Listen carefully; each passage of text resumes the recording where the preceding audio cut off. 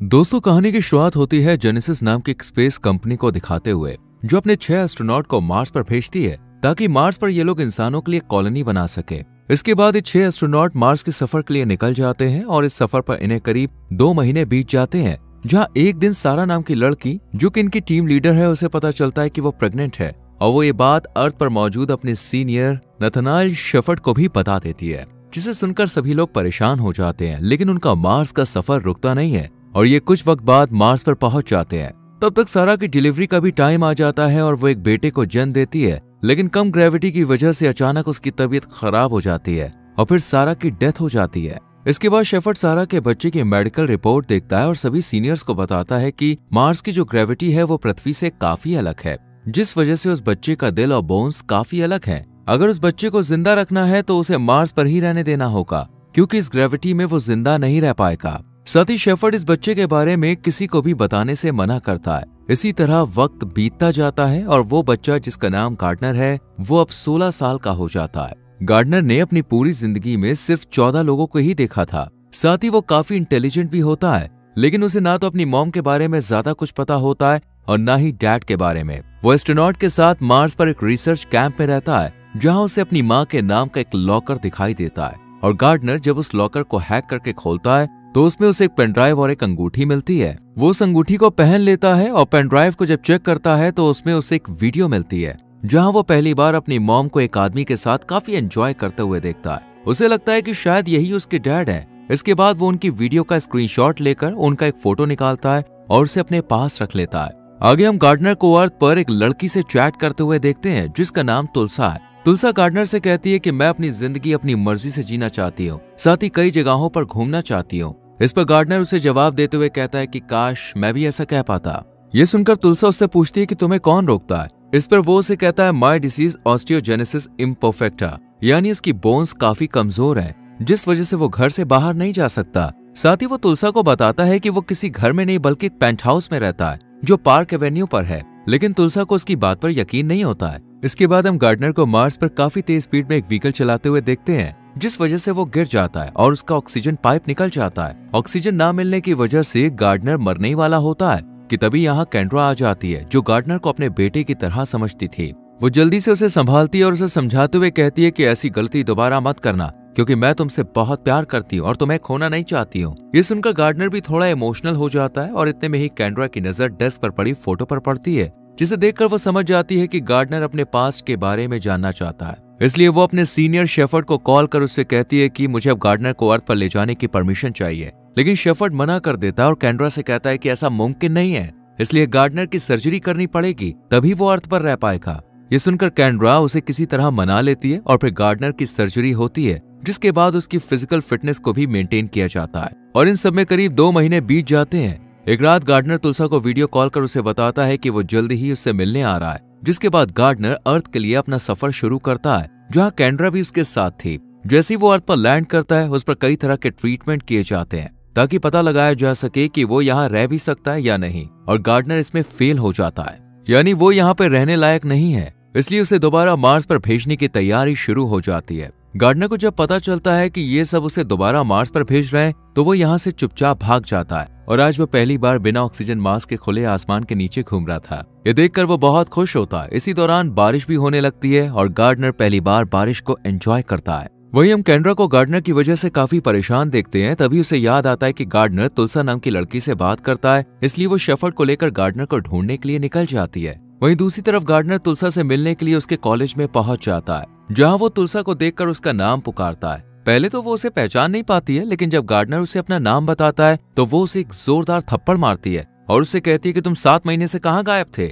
इसके बाद दोनों एक दूसरे को गले लगाते हैं और गार्डनर तुलसा के साथ उसके क्लासरूम में आ जाता है, जहाँ वो उसे ही देखता रहता है। इसी दौरान टीचर सभी स्टूडेंट से पूछती है कि बल्ब और टेलीफोन की खोज किसने की थी। इस पर तुलसा एडिसन का नाम लेती है। तभी गार्डनर कहता है कि एडिसन ने करंट बनाया था और निकोला टेस्ला ने ऑल्टरनेटिंग करंट बनाया था। ये सुनकर सभी स्टूडेंट्स उसके लिए तालियां बजाने लगते हैं और गार्डनर बहुत खुश होता है। जब क्लास खत्म हो जाती है तब तुलसा उससे पूछती है कि आखिर तुम कहां से आए हो। इस पर गार्डनर मार्स का नाम लेता है। ये सुनकर तुलसा हंसने लगती है और उसकी बात पर यकीन नहीं करती है, जिसके बाद गार्डनर उसे बताता है कि जब मैं पैदा हुआ था तभी मेरी मॉम की डेथ हो गई थी और अब मैं अपने डैड को ढूंढने के लिए यहाँ पे आया हूँ। साथ ही वो तुलसा से ये भी कहता है कि वो यहाँ नया है और यहाँ किसी को भी नहीं जानता है। फिर वो उसे अपने डैड की फोटो दिखाता है, जिसके बाद तुलसा भी उसकी हेल्प करने के लिए राजी हो जाती है और दोनों गार्डनर के डैड को ढूंढने के लिए निकल जाते हैं। लेकिन उन्हें ढूंढने से पहले ये दोनों तुलसा के घर आते हैं, जहाँ से तुलसा कुछ पैसे लेती है। इतने में ही यहाँ केंड्रा और शेफर्ड दोनों आ जाते हैं। केंड्रा गार्डनर से वापस चलने के लिए कहती है क्योंकि उसकी तबीयत खराब हो सकती थी, पर वो उसकी एक भी बात नहीं सुनता और केंड्रा से कहता है कि मैं अपने डैड को ढूंढने के लिए जा रहा हूँ। इतना कहकर वो यहाँ से भाग जाता है और उसे पकड़ने के लिए केंड्रा उसके पीछे जाती है। इतने में ही शेफर्ड भी कार लेकर गार्डनर का पीछा करता है, लेकिन तभी यहाँ तुलसा एक हेलीकॉप्टर लेकर आ जाती है और गार्डनर को अपने साथ ले जाती है। पर तुलसा को ये अच्छी तरह चलाना नहीं आता था। इतने में ही हेलीकॉप्टर का फ्यूल भी खत्म हो जाता है, जिस वजह से वो डगमगाने लगता है और सामने गोदाम से टकराने ही वाला होता है कि इससे पहले ही ये दोनों उसमें से कूद जाते हैं, जिसके बाद उनका हेलीकॉप्टर उस गोदाम से टकरा जाता है और एक बहुत बड़ा ब्लास्ट होता है। ये ब्लास्ट देखने के बाद केंड्रा और शेफर्ड दोनों बहुत ज्यादा डर जाते हैं। उन्हें लगता है कि गार्डनर इस ब्लास्ट में मारा गया है, लेकिन जब वो यहाँ पे आके चेक करते हैं तब उन्हें पता चलता है कि वो तो पहले ही हेलीकॉप्टर से कूद गया था और अब यहाँ से भाग चुका है। इधर गार्डनर और तुलसा एक कार किराए पर लेते हैं और अपना आगे का सफर तय करते हैं। रास्ते में गार्डनर को एक घोड़ा दिखाई देता है, जिसे देखकर वो बहुत ज्यादा डर जाता है। तुलसा जब गार्डनर की इन बातों को नोटिस करती है तो उसे काफी अजीब लगता है, पर उसे अभी भी यकीन नहीं होता कि गार्डनर मार्स से आया है। वहीं गार्डनर के पास अपने डैड की फोटो तो है, लेकिन उसके पास उनका एड्रेस नहीं है। पर गार्डनर के पास अपनी मॉम की एक रिंग थी, जिसे वो तुलसा को दिखाता है और फिर तुलसा उस रिंग के बारे में जब गूगल पर सर्च करती है तो उन्हें पता चलता है कि ये बहुत ही खास तरह की वेडिंग रिंग है। जिसके बाद ये दोनों मिलकर उस शख्स का एड्रेस ढूंढते हैं जिसने इसे डिजाइन किया था और वहां पहुंच जाते हैं। वहीं दूसरी तरफ केंड्रा के पास एक डॉक्टर का कॉल आता है, जो उसे बताती है कि गार्डनर की ब्लड रिपोर्ट अच्छी नहीं आई है और उसका हार्ट इस एटमॉस्फेयर को बर्दाश्त नहीं कर सकता है, इसलिए उसे जल्दी से जल्दी मार्स पर वापस भेजना होगा और अगर ऐसा नहीं हुआ तो गार्डनर की मौत हो सकती है। ये सुनकर केंड्रा बहुत ज्यादा परेशान हो जाती है और शेफर्ड के साथ फौरन गार्डनर को ढूंढने के लिए निकल जाती है। इधर हम तुलसा और गार्डनर को एक साथ काफी खुश देखते हैं। वो दोनों एक मार्केट में जाकर कुछ कपड़े और टेंट लगाने का सामान खरीदते हैं और फिर उस शख्स तक पहुंच जाते हैं जिसने गार्डनर की मां की रिंग डिजाइन की थी। वो शख्स इन्हें एक बिल देता है जिसमें एक एड्रेस लिखा हुआ था। इसके बाद तुलसा और गार्डनर उस एड्रेस पर जाने का डिसाइड करते हैं, लेकिन रास्ते में गार्डनर की तबीयत बहुत ज्यादा खराब हो जाती है और उसकी नाक से खून बहने लगता है,